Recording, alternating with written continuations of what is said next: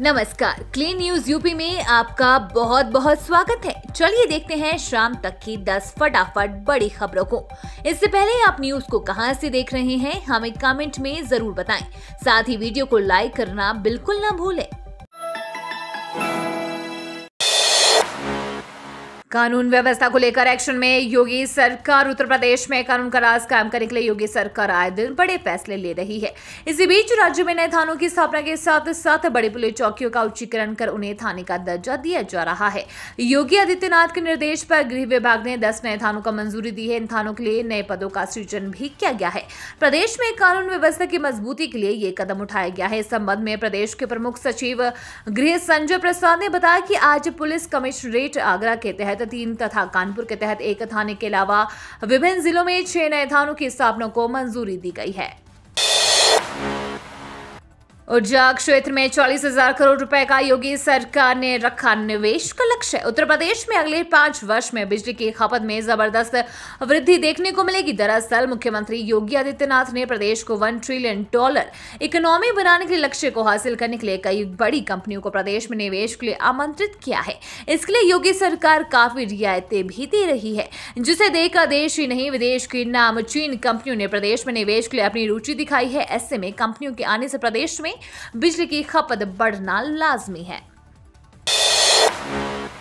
UP के सरकारी स्कूलों में टीचर और छात्रों के अटेंडेंस पर होगी पूरी निगरानी। उत्तर प्रदेश सरकार ने राज्य के सरकारी स्कूलों के लिए चेहरे की पहचान आधारित शिक्षक और छात्र उपस्थिति निगरानी प्रणाली शुरू की है। कस्तूरबा गांधी बालिका विद्यालयों में कृत्रिम बुद्धिमत्ता आधारित उपस्थिति निगरानी प्रणाली पहले से ही शुरू की जा चुकी है।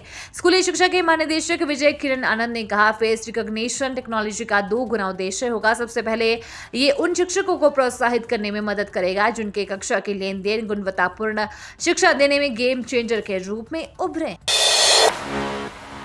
केंद्रीय स्वास्थ्य मंत्री मनसुख मंडाविया ने हार्ट अटैक के बढ़ते मामलों पर दी खासी जानकारी। देश में हृदय गति रुकने से मौत की बढ़ती घटनाओं से स्वास्थ्य मंत्रालय चिंतित है। अब हृदय गति रुकने से मौत के कारणों का पता लगाया जा रहा है। Indian council of medical research को शोध की जिम्मेदारी दी गई है। शोध के नतीजे जैसे ही आएंगे वैसे ही विस्तृत कार्य योजना के साथ दिशा निर्देश जारी किए जाएंगे।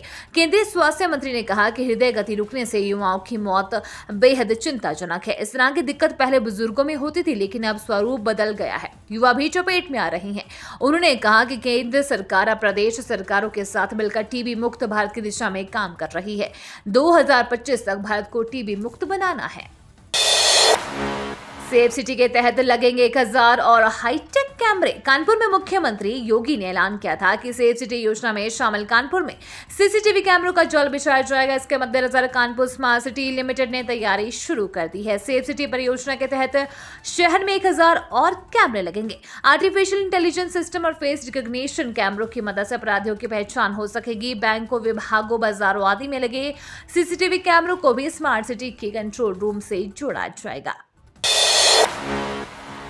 60 करोड़ में बनेगा अत्याधुनिक सौभाग्य गेट बस अड्डा। मेरठ का सौभाग्य गेट बस अड्डा पीपीपी मॉडल पर 60 करोड़ रुपए में हवाई अड्डे की तर्ज पर बनेगा।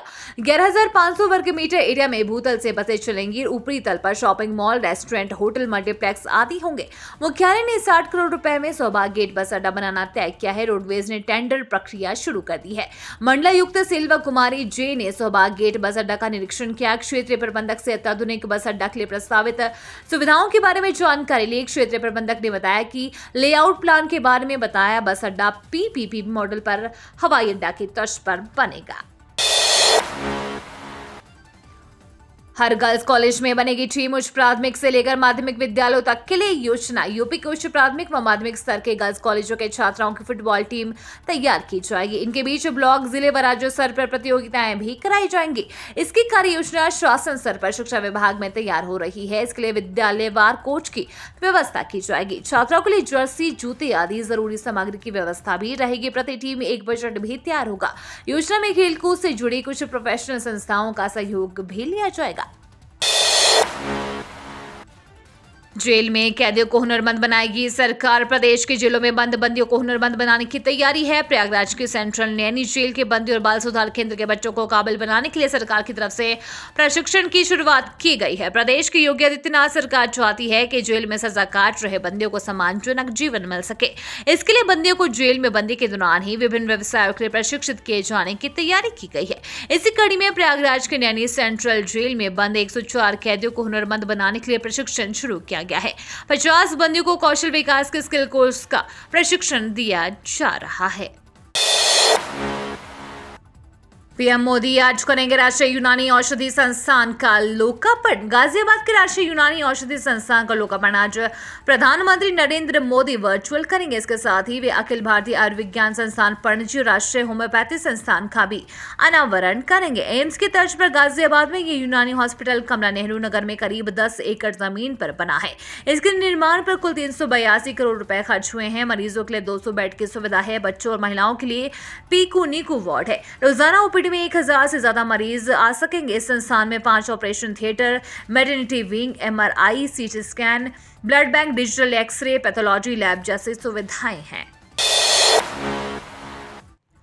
अगले महीने आ सकती है 13वीं किश्त। हर साल मिलने वाली 6000 रुपए की ये राशि 3 किश्त के रूप में किसानों के खाते में ट्रांसफर की जाती है। अब तक किसानों के खाते में कुल 12 किश्तों के पैसों को ट्रांसफर किया जा चुका है। 12वीं किश्त मिलने के बाद से कई किसान 13वीं किश्त के पैसों का इंतजार कर रहे हैं। मीडिया रिपोर्ट्स की माने तो भारत सरकार किसानों के खाते में 13वीं किश्त के पैसों को अगले साल जनवरी महीने में ट्रांसफर कर सकती है।